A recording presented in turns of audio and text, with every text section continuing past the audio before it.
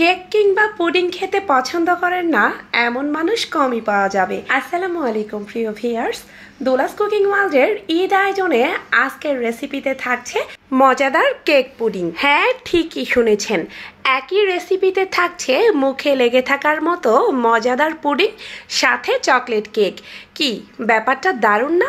রেসিপিটি দেখতে যতটা আকর্ষণীয়, খেতে কিন্তু তার চেয়েও দ্বিগুণ সুস্বাদু। আর যা তৈরি করা যায় একদম অল্প সময়ে হাতের কাছে থাকা অল্প কিছু উপকরণ দিয়ে। রেসিপির শুরুতেই আমার প্রয়োজন হবে যেই ডিশে আমি পুডিংটা সেট করব সেরকম একটা পাত্র। আমি এখানে 7 ইঞ্চির একটা হাইড মোল্ড নিয়েছি। এবার চুলায় একটা প্যান বসিয়ে নিয়ে নিব 4 টেবিল চামচ পরিমাণ চিনি, এর সাথে দিয়ে দিব 2 টেবিল চামচ পরিমাণ পানি। এবার প্যানটা খুব ভালোভাবে ঝাঁকিয়ে চিনি সমানভাবে স্প্রেড করে দিতে হবে, যাতে প্রত্যেকটা অংশে একইভাবে চিনিগুলো ছড়িয়ে পড়ে। এবার চুলার আগুন জ্বালিয়ে মিডিয়াম টু লো ফ্লেমে রেখে এটাকে ক্যারামেল করে নিতে হবে। তবে শুরুর অংশে কিন্তু এটা কোনোভাবেই নাড়াচাড়া করতে যাবেন না, তাহলে ক্রিস্টালাইজড হয়ে যেতে পারে। সম্পূর্ণ চিনিগুলো গলে গেলে যখন এক পাশ থেকে হালকা করে রংটা পরিবর্তন হতে শুরু করবে, ঠিক সেই পর্যায়ে একটা স্প্যাচুলা দিয়ে হালকা করে নাড়িয়ে দিতে হবে, না হলে চিনি এক পাশ থেকে পুড়তে শুরু করবে। আর পুড়ে গেলে কোনোভাবেই ক্যারামেলটা খেতে মজা লাগবে না। প্রায় কয়েক মিনিট বাদেই দেখতে পাবেন চিনিগুলো গলে সম্পূর্ণ সোনালি রঙের আভা তৈরি হয়েছে। ঠিক সে পর্যায়েই চুলা থেকে প্যানটা নামিয়ে নিতে হবে। এবার সেলফ কুকিং প্রসেসে অবশিষ্ট কালারটা চলে আসবে। এবার আর এক মুহূর্ত দেরি না করে যেই প্যানে আমি পুডিং কেকটা বসাবো সেটাতে এই ক্যারামেলটা পুরোপুরি ঢেলে নিব। আর ঢেলে নেওয়ার সাথে সাথেই মোলটা ঘুরিয়ে মোল্ডের চারপাশে ভালোভাবে স্প্রেড করে দিব। এটা কিন্তু কিছুক্ষণ বাদেই একদম জমে যাবে, এজন্য সমানভাবে বিছানোর কাজটা আপনাকে গরম থাকতে থাকতেই কমপ্লিট করে নিতে হবে। ক্যারামেলটা এবার সেট হতে দিয়ে চলে যাব পরবর্তী ধাপে। চুলায় একই প্যান বসিয়ে নিয়ে নিব মেজারমেন্ট কাপে 2 কাপ পরিমাণ ফুল ক্রিম লিকুইড মিল্ক। চাইলে আপনারা গরুর দুধও ব্যবহার করতে পারেন, আবার চাইলে গুঁড়া দুধও ব্যবহার করতে পারেন। এবার দিয়ে দিব হাফ কাপ পরিমাণ চিনি। 2 কাপ দুধের জন্য হাফ কাপ চিনির পরিমাণটাই একদম ঠিকঠাক, তবে আপনারা চাইলে আরও কিছুটা বাড়িয়ে অথবা কমিয়েও ব্যবহার করতে পারেন। এবার চুলার আগুন মিডিয়াম টু লোর মাঝামাঝি রেখে অপেক্ষা করব দুধে একটা ভালোভাবে বলক আসা পর্যন্ত। এ পর্যায়ে এই দুধটাকে জ্বালিয়ে ঘন করার কোনোই প্রয়োজন নেই। দেখুন, খুব ভালোভাবে একটা যেই মুহূর্তেই বলক চলে আসবে, ঠিক সে পর্যায়ে চুলাটা আমি বন্ধ করে প্যানটা নামিয়ে দুধগুলো কুসুম গরম পর্যন্ত ঠান্ডা করে নিব। অপরদিকে বড় সাইজের একটা মিক্সিং বলে নিয়ে নিব রুম টেম্পারেচারে থাকা 2টা ডিম। এবার একটা হ্যান্ড উইস্কের সাহায্যে ডিমটাকে ফেটে খুব ভালোভাবে বিট করে নিব। এরকম হ্যান্ড উইস্ক না থাকলে কাঁটা চামচ দিয়েও একই কাজটা করে নিতে পারেন। দেখুন, ডিমটা খুব ভালোভাবে ফেটিয়ে নেওয়া হয়ে গেলে এবার এই ডিমের মিশ্রণের সাথে অ্যাড করে দিব হাফ চা চামচ পরিমাণ লিকুইড ভ্যানিলা এসেন্স। আর ভ্যানিলা এসেন্সটাও যদি হাতের কাছে না থাকে সেক্ষেত্রে ব্যবহার করবেন সামান্য পরিমাণে এলাচের গুঁড়া। স্বাদটা সেক্ষেত্রেও ভালোই আসে।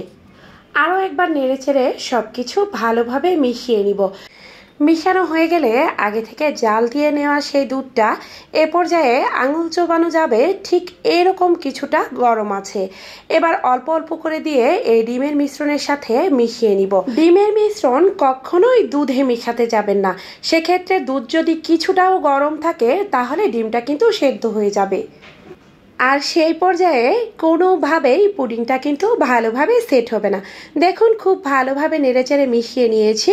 আর এদিকে এতক্ষণে ক্যারামেলটাও খুব ভালোভাবে সেট হয়ে গিয়েছে। এবার ক্যারামেল সেট করা পাত্রে আগে থেকেই গুলিয়ে রাখা সেই ডিম দুধের মিশ্রণটা একটা স্ট্রেনারের সাহায্যে ছেঁকে দিয়ে দিব।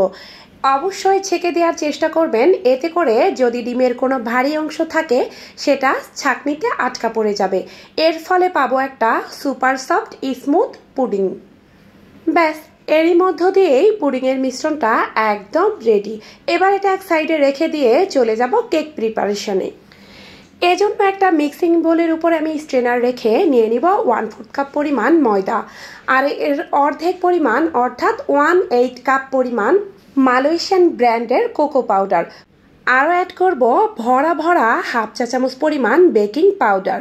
এর সাথে দিয়ে দিব 1 চিমটি পরিমাণ লবণ, যা কেকের স্বাদ বাড়াতে সহায়তা করবে। শুকনো উপকরণ এতটুকুই। এবারে সবকিছু একত্রে খুব ভালোভাবে চেলে এক্সট্রা যে অংশগুলো আছে এগুলো ফেলে দিয়ে এই শুকনো উপকরণগুলো একটা স্প্যাচুলা দিয়ে নেড়েচেড়ে ভালোভাবে মিশিয়ে একটা সাইডে রেখে দিব। কেক পুডিংয়ের ক্ষেত্রে কেকের রেশিওটাও পুডিংয়ের রেশিও অনুযায়ী হতে হবে। যেহেতু পুডিংয়ে আমি 2টা ডিম ব্যবহার করেছি, কেকের ক্ষেত্রেও সেম। আমি এ পর্যায়েও নিয়ে নিব রুম টেম্পারেচারে থাকা 2টা ডিম। ফ্রিজে রাখলে সেই ডিম দিয়ে কেক অথবা পুডিং কোনো সময় পারফেক্ট হয় না। এবার পরিষ্কার হাতে ডিমের সাদা অংশ থেকে কুসুমটা আমি তুলে আলাদা করে নিব। আর অবশ্যই এটা করতে হবে কারণ আমরা ডিমের ম্যারাং তৈরি করব। কুসুম 2টা তুলে একটা সাইডে রেখে দিব, এটা পরবর্তীতে ব্যবহারের জন্য। এবার একটা ইলেকট্রিক বিটার দিয়ে ডিমের এই সাদা অংশটাকে মিডিয়াম স্পিডে বিট করে নিব যতক্ষণ না পর্যন্ত কালারটা চেঞ্জ হয়ে আসে। যেই পর্যায়ে দেখবেন কালারটা চেঞ্জ হয়ে একটু ফমি ফমি ভাব চলে এসেছে, ঠিক সে পর্যায়ে 1/4 কাপ চিনি 2-3 বারে দিয়ে খুব ভালোভাবে ব্লেন্ড করে মিশিয়ে নিতে হবে। ততক্ষণ পর্যন্ত ব্লেন্ড করব যতক্ষণ পর্যন্ত চিনিগুলো সম্পূর্ণ গলে না যায়। দেখুন একটু চেক করে দেখিয়ে দিচ্ছি, এটা একদমই হাতে বাজছে না। যদি চিনি আস্ত থাকে তাহলে কেকটা ফুলে যাওয়ার পরেও নামানোর পর কিন্তু চুপসে যাবে। এবার অ্যাড করে দিব আগে থেকে তুলে রাখা ডিমের কুসুম আর সেই সাথে 1.5 টেবিল চামচ পরিমাণ সাদা তেল। কুসুম আর তেলটা অ্যাড করা হয়ে গেলে আবারও 8-10 সেকেন্ডের মতো সময় নিয়ে বিট করে নিতে হবে। এর চেয়ে বেশি সময় নিয়ে বিট করা যাবে না, তাহলে ফোমটা আবার বসে যেতে পারে। আর মিশানো হয়ে গেলে এর সাথে অ্যাড করে দিব 1.25 টেবিল চামচ পরিমাণ চকলেট ইমার্শন। এটা একটা কেকে চকলেটি ফ্লেভার নিয়ে আসবে। আবারও বিটার দিয়ে কয়েক সেকেন্ডের মতো একটু ঘুরিয়ে নিব, কোনো রকমে মিশে গেলেই হলো। আর ব্যাস, এরই মধ্য দিয়েই ইলেকট্রিক বিটারের কাজ শেষ। এবার একটা স্প্যাচুলা দিয়ে সব কিছু সমানভাবে মাঝখানে নিয়ে আসব। আর সেই শুকনো উপকরণ যেটা আমি আগেই চেলে রেখেছিলাম, এটা আরও একবার চালনিতে নিয়ে অল্প অল্প করে চেলে 2-3 ধাপে এর সাথে মিশাতে হবে। একবারে মিশাতে যাবেন না, তাহলে সেক্ষেত্রে দলা পেকে যাওয়ার সম্ভাবনা থাকে। এবার অ্যান্টি ক্লক পদ্ধতিতে একটা হ্যান্ড উইস্কের সাহায্যে ধীরে ধীরে মিশিয়ে নিতে হবে। ব্যাস, কেকের ব্যাটারটা একদম তৈরি। সেই যে আগে থেকে সেট করে রেখেছিলাম পুডিং, সেই একই মোল্ডে এবার আমি ঢেলে দিব কেকের ব্যাটার। কি অবাক হয়ে গেলেন? হয়তো কোনোভাবে ভাবছেন কেকের ব্যাটারটা দুধের সাথে একদম গলে মিশে একাকার হয়ে যাবে। না, ভয় পাবার কিছুই নেই, এরকমটা কিছুই হবে না। যদি রেসিপির A to Z part by part follow করেন তাহলে আপনার রেসিপিও একবারেই পারফেক্ট হবে।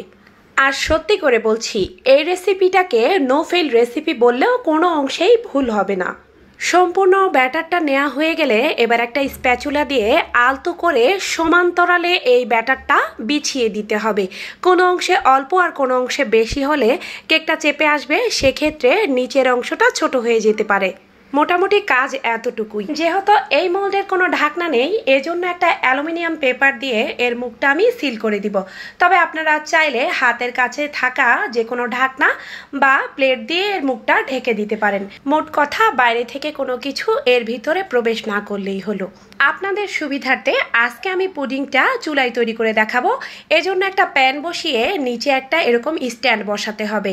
এবার এর উপরে সাবধানে মোলটা বসিয়ে দিয়ে সাইড থেকে অল্প পরিমাণ পানি দিলেই চলবে।